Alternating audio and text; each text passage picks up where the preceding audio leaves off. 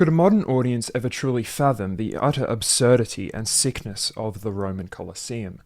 I think not. While many other structures of its kind have fallen to the sands of time, what damage has visited the Colosseum has left the majority of the building in its original form. Construction began under Emperor Vespasian around AD 72, and was later completed by Titus and Domitian. Built from travertine limestone quarried from Tivoli, Romans of the imperial period referred to it as the Flavian Amphitheatre, a term given to it by the dynasty who originally commissioned its construction. Today, no tourist who travels to Rome spares the chance to visit this colonnaded exterior, standing with supremacy near the Palatine, and if one is brave enough to face the crowds, many wander inside and stare down at the arena from the theatre's stands. While it is a site of abiding interest for so many people, history or non-history enthusiasts alike, it's also true that few meaningfully take the time to appreciate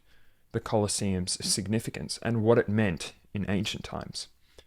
The reality is that the theatre served the seat of the most deep and unimaginable depravity.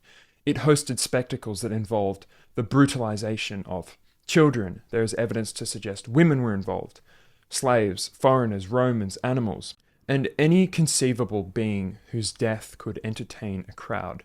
I mean, think how many people, nameless people, were killed for the entertainment for a few paying spectators.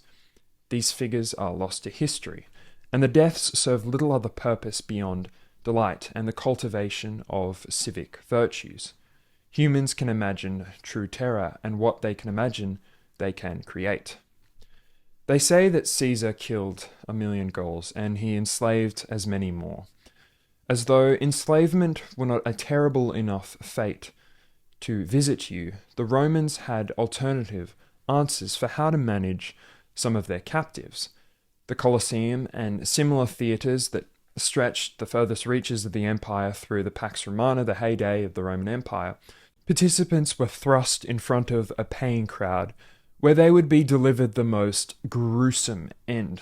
All of it was performed in the name of state-sponsored enjoyment. Today, the Colosseum has almost shed itself entirely of this solemnity, perhaps because the brutality feels so foreign, so distantly buried in the past. We are comfortable to give this history no more than the barest thoughts.